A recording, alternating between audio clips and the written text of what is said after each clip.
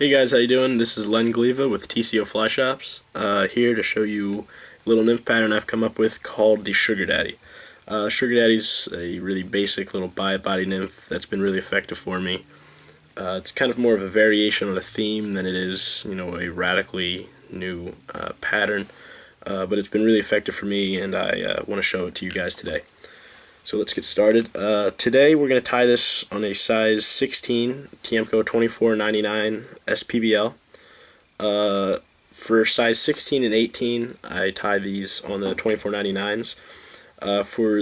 I tie this on a size 20 and 22 as well. And for those, I use a TCO 2488. I like the straight eye. That gives me a lot of room to put a bead on there, and I'm not crowding the hook gap at all. So let's get started. Today for the thread, we're just going to use dark brown uni thread in 8/0.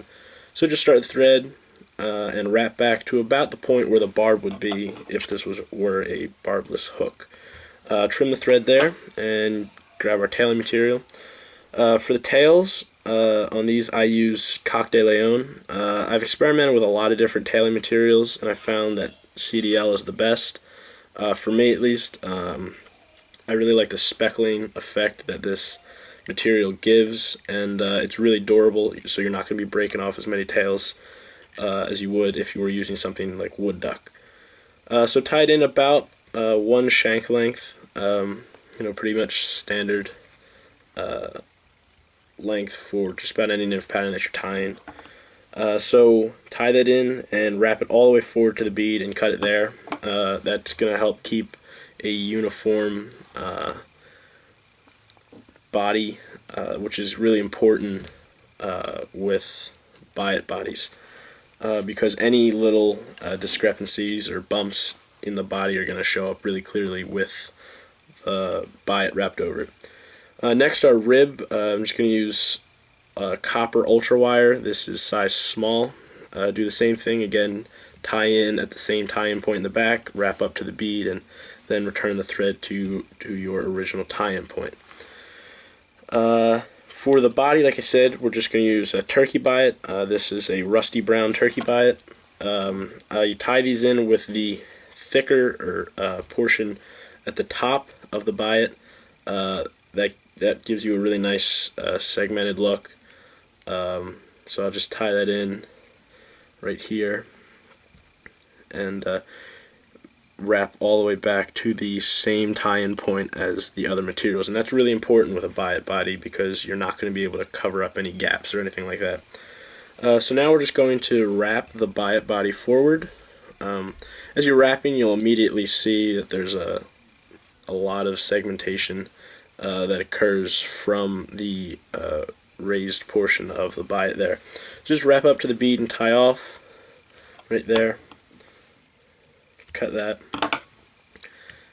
Give it a couple more thread wraps to smooth that out. Now we're going to counter rib our copper wire through the fly. I like to wrap right in between the raised portions of the biot. It's just going to add a little bit of flash to the fly and add a whole lot of durability to that biot. So now we're going to twist this and pull at the same time. That's going to break the wire off. It's a little bit smoother and cleaner doing it that way than it would be if you were to cut the wire. Next, for the collar, we're just going to use a little bit of blended dubbing. It's about 80% regular hare's ear dubbing, about 10% clippings from a hare's mask. Make sure you get a lot of guard frizz in there, and then about 10% copper or pheasant tail ice dub.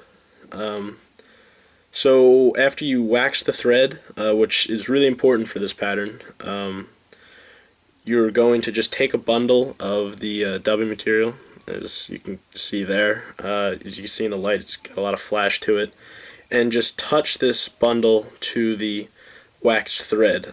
Don't spin it in your fingers, just lightly touch it to the wax, and the dubbing will adhere itself to the thread.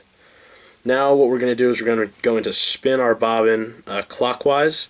What that's going to do is it's going to trap the materials in the thread itself for the dubbing, and it's going to create a really loose and spiky dubbing brush, which is, in my opinion, one of the most important parts of this fly, and you can kind of see here how spiky that is. So now all we're going to do is wrap this dubbing collar right behind the bead like this. You can immediately see what I was talking about with the spiky guard first sticking out. Got a little bit too much there, kind of just take that off. And keep wrapping right there. So that looks about good right there. Now we're going to just make a few wraps right behind the bead and just do a quick whip finish here. Now the last part to this fly, and another really important part in my opinion, is going to be the hot spot. For the hot spot, I'm just going to use chartreuse uni thread. Usually use an 8/0. I just happen to have the 6/0 sitting out right here, so this is what we're going to use. Just make a few small wraps right behind the bead, and you know, you really, it's similar to dubbing. You know, less is more. You really don't want to go overboard with it. I know a lot of guys, myself included, when I first started doing hot spots, would get a little wild and kind of defeat the whole purpose of a little hot spot. So really make sure you kind of keep it nice and small, just like that. And whip finish that, pull it down, sure you tighten everything all up, trim your thread, and then you can kind of sit and mess with the dubbing a little bit, kind of pick it all out, and you're ready to go. And there you have it, a completed Sugar Daddy. Like I said, it's a really effective pattern. It's been one of my favorites and been a top producer for me for a while. And this is tied on a 24.99. Here is a little variation tied on a 24.88, just to show you. This is also a 16. Like I said, normally I use a 24.88s for 20 and 22. You'll notice that the hook gap's a little bit smaller on these flies, but you're going to catch just as many fish with either one. I hope you guys enjoyed the video. Thanks for watching. So get tying. Thanks.